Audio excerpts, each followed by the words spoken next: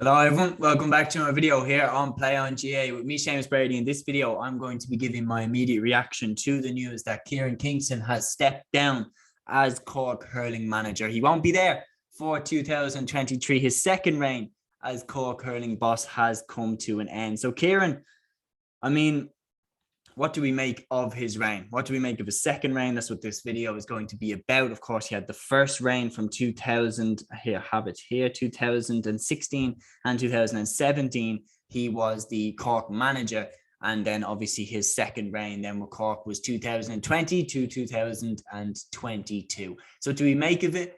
We're going to go through the pros, the cons, the things that Cork can take from it, and what I think of his reign overall. So, of course, Kieran, the first time we met him as a manager, of course, an All-Ireland winning hurler himself, the first time he came into the Cork management was as a selector under Jimmy Barry Murphy from 2012 to 2014. Then he was the manager himself during 2016 and 2017, of course, with Jimmy Barry. Cork made that All-Ireland final in 2013, losing out heartbreakingly to Clare in a replay. Then, of course, he leaves it off to John Myler for 2018 and 2019 before coming back in 2020 to take the reins again. So he came back, obviously, in 2020 as Cork hurling boss. They didn't necessarily achieve what they wanted to. That's the first thing I'm going to say. There's no way that you can convince me that when Kieran Kingston came back as Cork boss, he wasn't thinking All-Ireland. He would have definitely wanted to have won the All-Ireland with Cork. That's what the goal would have been. That's what he would have set out to achieve. 2020, they make the hurling quarterfinals. They don't quite make it all the way, however. They fall short. They don't make it into the Final Four. That year in 2020, it was Waterford, Kilkenny on one side, and then Galway and Limerick in the other side. So Cork didn't make it that year. But of course, it was Kieran Kingston's first year. The second year, they more than made up for it. Of course, they didn't make the Munster final. Tipperary were put to the sword that day by Limerick. But then Cork went through the back door. They obviously got through there, beat Dublin in the quarterfinal, get to the semi-final where they face off against Kilkenny, of course, who were Leinster champions in 2021, as they are once again this year. And Cork beat Kilkenny in an epic game. They beat them in an epic game after extra time. Kilkenny pulled Cork back right at the death, that last minute puck of the ball by Adrian Mullen, sends the game to extra time. And Cork showed some serious steel and some serious resolve. Kieran Kingston and Dermot O'Sullivan must have done some serious work with them, because they just didn't budge. In an extra time, a great goal by Jack O'Connor set Cork on their way to victory, and they were into the All-Ireland hurling final for the first time since 2013. And what an explosive start to that game. I mean, you remember the goal from Shane Kingston pretty much straight away. Cork looked like they were on their way, but Limerick, the pièce de résistance, the absolutely amazing performance by Limerick, the standout performance of their entire All-Ireland winning streak, the best performance in an All-Ireland hurling final that I've seen, really, right up there with Kilkenny's performance against Waterford in 2008. They were perfect, and they blew Cork away in that All-Ireland final. Coming into 2022, a lot of people were talking about, the mental damage that Cork would have taken from being on the wrong end of a battering like that. And Cork responded to it quite well. Of course, doing fantastically in the league, making the league final. However, in the league final, they were beaten soundly by a Waterford team that at the time, feels like a very long time ago now, but at the time, Waterford were being hotly tipped to be Limerick's main rival for the All-Ireland title. Waterford won that league final quite comfortably, and Cork were left losing another final once again.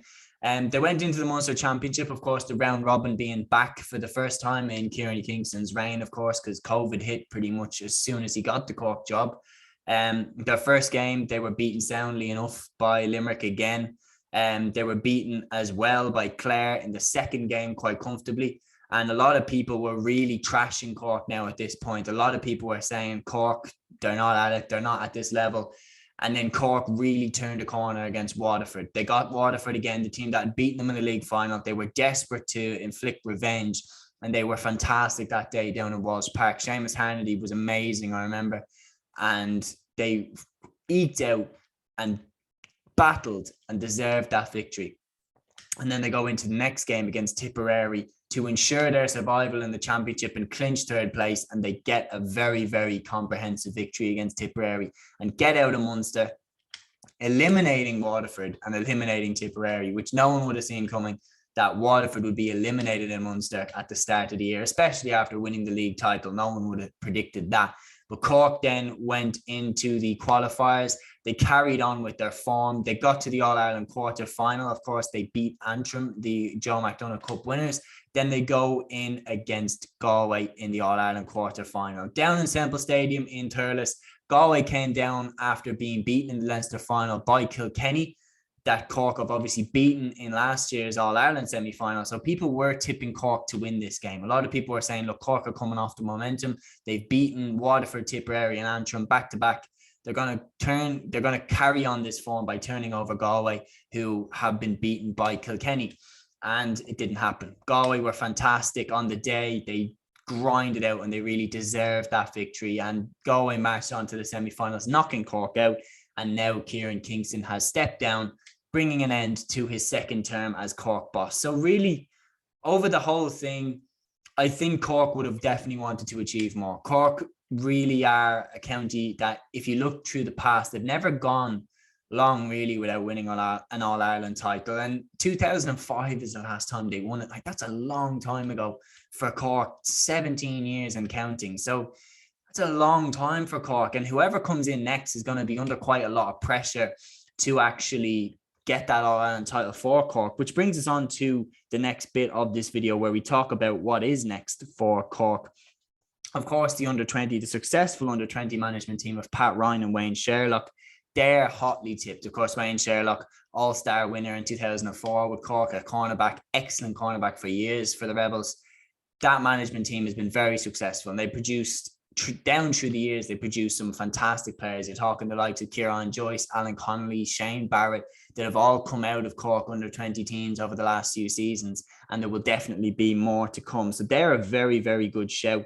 But as always, there is other options. So Pat Ryan, of course, the under-20 that I just mentioned, he's probably number one. Noel Furlong, the ambitious coach from Carrick-Twohill, he has seriously looking at the top job, and he definitely has the CV for it. Paddy Murray is definitely an interesting one. Of course, very successful camogie manager with Cork, took them to the All-Ireland semi-final in his last season in charge with Cork last year. They look to be took them to the final, and they look to be right on the brink of winning it after Katrina Mackin scored that goal, but Galway came back and won it. Paddy Murray, of course, very, very good candidate. Liam Sheedy as well, the former Tipperary manager who stepped down after last season. He'd be an interesting one. I can't see that happening, though. I think Sheedy would only come back to manage Tipperary themselves if they ever needed him again. I can't see him going back to Cork. Davy Fitz is another one. That's a very interesting one. I mean, you've got the history of, he's managing the Cork camogie team, or he's coaching with them. So he doesn't necessarily mind about going from Clare to Cork. He's already managed Waterford.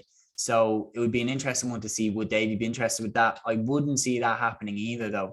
I think a very interesting one is Eddie Brennan. Eddie Brennan, of course, was Laois hurling manager. He was making some serious progress with them, but then he wasn't happy with the backing that the county was getting. There was that interview, and everything just kind of went up in smoke with Eddie Brennan, and at Laois he just wasn't happy with the backing that the county team was getting. So he left and he went to Coola in Dublin, and now he is the Coola hurling manager.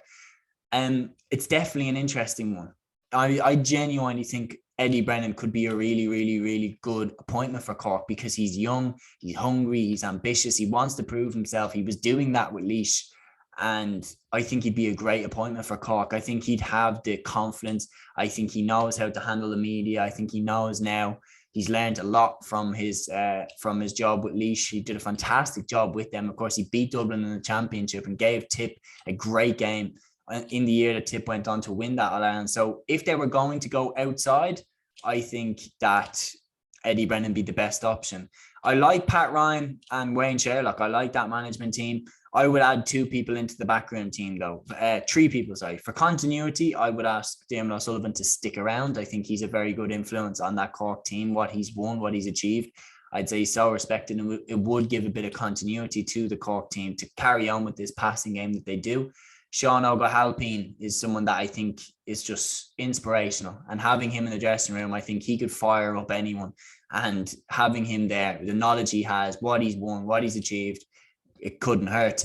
The last one then is Donald Cusack, and what he's been able to point out about the game on the Sunday game. He's really impressed me, the things he knows, his knowledge of the game. He's a leader, he's a captain. And yeah, I'd definitely have him in the backroom team, because when he played for Cork, he was the absolute conductor of their attacks. When he took a puck out, it was an attack for Cork. So his brain is on a next level for hurling. So I would definitely have Donald Logue in the backroom team. Overall, Kieran Kingston's second reign has come to an end after defeat to Galway in the All-Ireland quarterfinal. I wouldn't necessarily know what I would rate it. I think they have been very good. They've been very, very good at times. The standout performances for me against Waterford in 2022, when their backs were to the wall.